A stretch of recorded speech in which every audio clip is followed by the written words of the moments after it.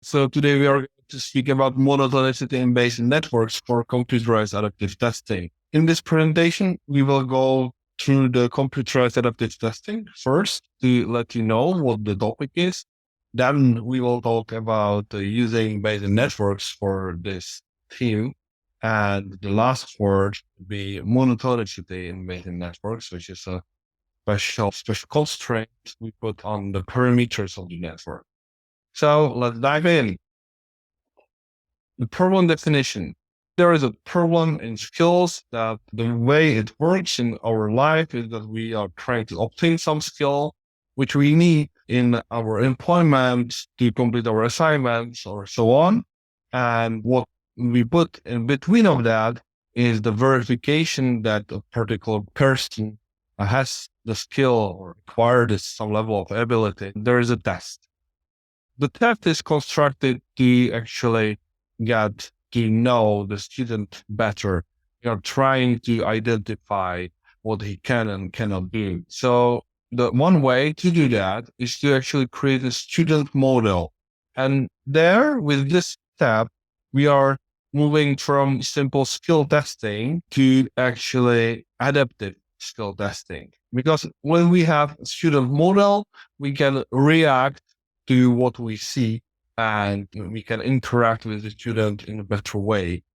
And the domain centered on that is called psychometrics. And one of the model, the simplest model, which is actually quite old, is item response theory. So the way how to model individual items and how to measure something from that. And the thing we want to measure are actually skills, the ability of people to do something. The skill itself is hidden inside the person and it's definitely unobservable. You cannot observe how good is someone in, I don't know, in maths or geography or whatever. You cannot observe it directly. So we use questions, and those questions are evidence of the unobserved variable. But we are not actually interested in answers of questions. We don't care whether the answer is correct or incorrect in a way, because what we want to know is actually the level of skill. So it's just evident. What to do with that? And the adaptive test process works the way that it's in a circle where you start with a student model and you select a question and you ask that question. You receive an answer which is inserted into the model as an evidence, and it lets you recalculate the model and you know the student better, you get better expectations and better predictions of how the student actually behave and what is his or her skill level. So in these circles, you increase the precision of the model better and better. So you can tell whether the student is capable of doing something or not. There are some advantages of adaptive tests. We definitely give better questions because those questions are centered directly on an individual student. I would like to stress that the difference is between adaptive tests, where you select each next question you select based on what you have already observed, and we compare that with a fixed test where you have a list of questions which go from 1 through 30 or whatever the number is. And you just ask them in a sequence. So you have no options of interacting with the student. You just see the complete test. So in this case, we ask better questions. We don't ask questions which are too simple for students with high level of skill. We don't ask questions which are too hard for someone whose level is not so high. We definitely get to know the student better. We are able to say much more about him than we would be with a simple fixed test. Definitely if we use the same time, because we ask better questions. Also, there is an option to take shorter tests and get as good information as with longer fixed tests. And it goes with asking fewer questions. It all is connected. So these are the main benefits of using adaptive testing contrary to fixed versions of tests. We work in our research mainly with one large data set or alternations of that. We used mathematical tests, the test of mathematical knowledge. It's actually high school leaving exam on the state level. So a lot of students do that test. So I just would like you to get an impression of what data we were building on top of. So we worked with thousands of students, something below 20,000 of students who were supposed to take the test or had to take the test in most cases. And you can see in the lower left bottom corner, you can see what grades there were actually awarded from the test. And in the middle, we see some shapes of distribution. The red line is actually passing line of the test. So whoever was above that line was actually passed the test and didn't have to retake it or do that again, or well, actually don't get that. So I think there is no need to stop here for any longer. So let's go forward to another large topic, second part of the talk, which is about probabilistic graphical models based in network. The main reason we are here, and see what we did there. We used these networks to model student, as I already explained, and with the data and the test I described briefly in the previous slide, we identified 8 different skills we would like students to have. You can imagine something like ability to work with fractions, ability to work with plots, or some things like that. So there are 8 main competences and 8 main skills which we are trying to model, and they are all connected to individual questions of the test. You see that some of them, like this one, the skill number 2, are connected just to a few of questions, and there are no others because it was not represented in the test set. And some skills are connected to many different questions. So this is the model we worked with. And the first task was actually to verify that it works, that it makes sense to build adaptive tests and that it is reasonable. What we have here is 2 plots of a fixed test where we ask each individual question in a sequence they were constructed. And this is the adaptive version of test where we actually ask questions, select those questions that we think are the best. And the selection is actually done by the expected entropy reduction. I don't have formulas here, but they are in our articles. We can discuss it later, or you can have a look there. As you can see that we used different models. These are actually a different version of how we learn parameters of models, where we do the inference afterwards. And what is on the x-axis, there is a number of questions we have already asked. And on the y-axis is the average prediction error of answers to the questions. This is actually the prediction error of the final score. So what we can see here, that what we know about the student after almost 30 questions asked in the fixed test is very comparable to the level of knowledge we are able to acquire after 18 questions in the adaptive version of test. So that's about 10 or 11 questions less to get the same information if we just select questions correctly. That verifies or talks for using adaptive versions of tests.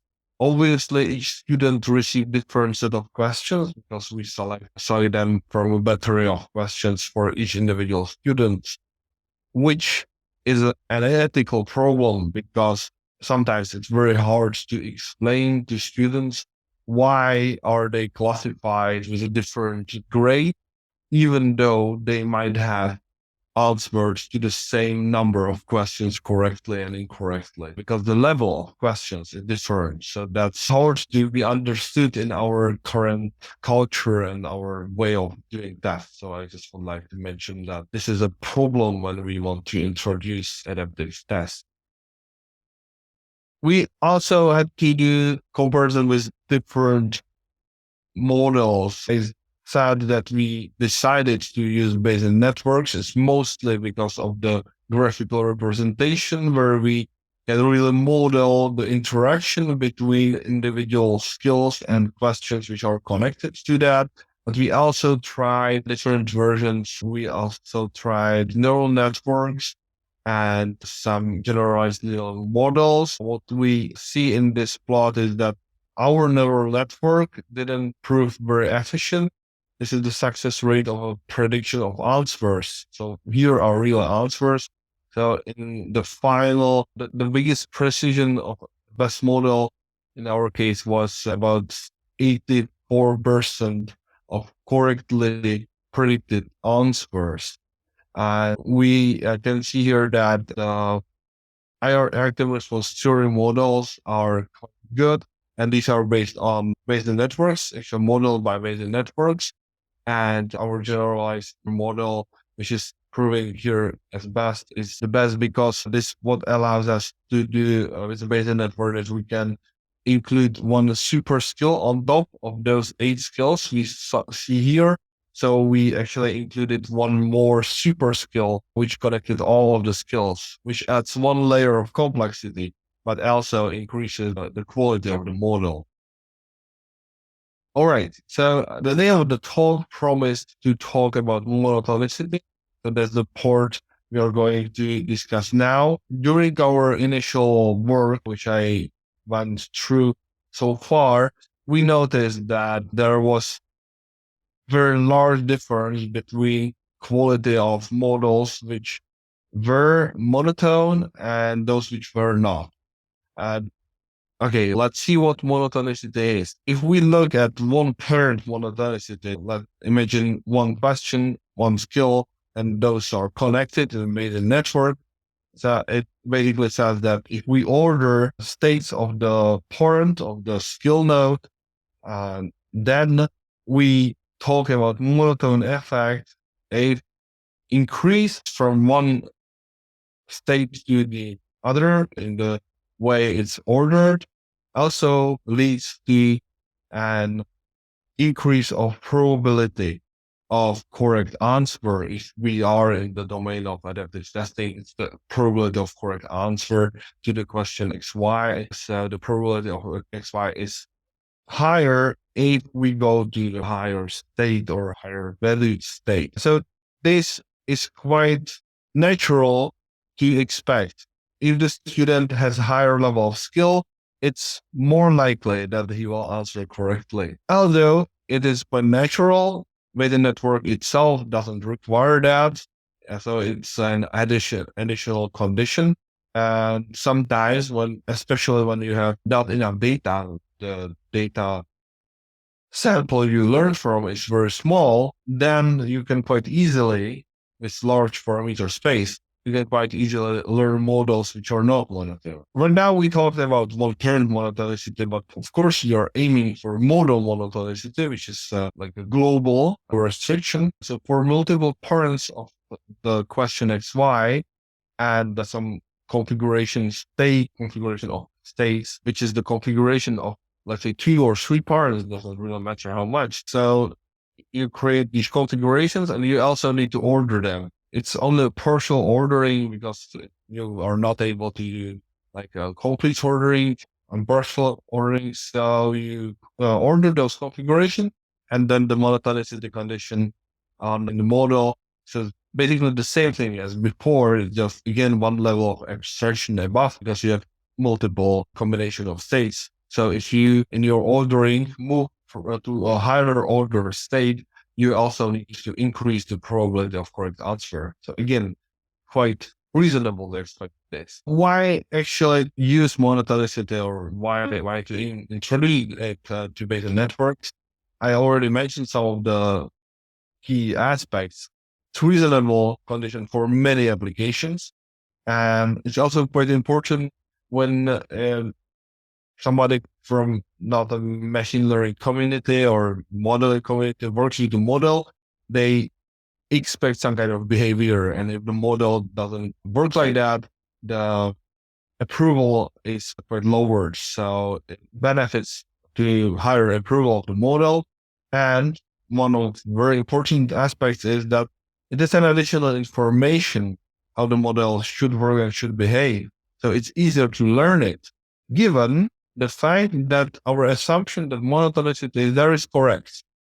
If it really is there, it's easier to learn parameters because it is a restriction, but what it does, it actually reduces the size of the parameter space you need to look for correct parameters or to learn correct parameters. We actually, in our approach, we use penalized log likelihood function, as you can see here. So we have a model parameters mu and some kind of parameter of a penalization C, which I don't want to go too much into detail of, but it's log likelihood and it's subtracted with the penalization. And this is a very general formula. It's actually brought down here. The log likelihood is quite common, or I don't want to. The penalization is a formula like that. We actually select it's either 0 when it satisfies the monotonicity condition, or it's something larger. This actually creates a penalty when the monotonicity condition doesn't apply. This term here gets you very high numbers when the monotonicity condition doesn't apply. That's why how we restrict the log likelihood when we learn monotone models. We do that because the way how we learn with these formulas is restricted gradient method. So it's restricted by these conditions, and we are trying to find with this method set up the correct parameter set to actually fit the model as good as it can. So that was the theory behind our research, our work. We went through multiple articles, so it might seem like a lot of topics to cover, which is true. I would be very glad to discuss it in detail. Now I will just show a few slides of our results, and then I hope we will have a few minutes to do some Q&A. This is just to give an idea how the monotone difference between non-monotone models work. We used artificial model to be actually able to test it correctly to see how far we are from the correct data set. On the x-axis, we see the set size of the dimension of samples we learned from. So we started with 10 samples up to 1 million of samples, and there are different methods. The first two, EF and gradient, are non-monotone. They can learn whatever they want.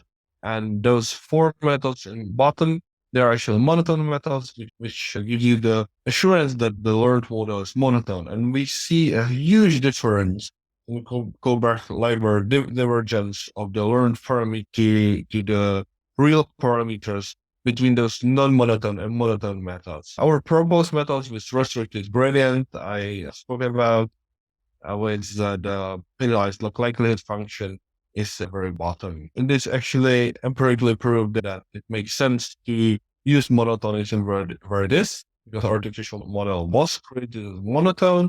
And we also tested those models on empirical data. I spoke about those math exam data.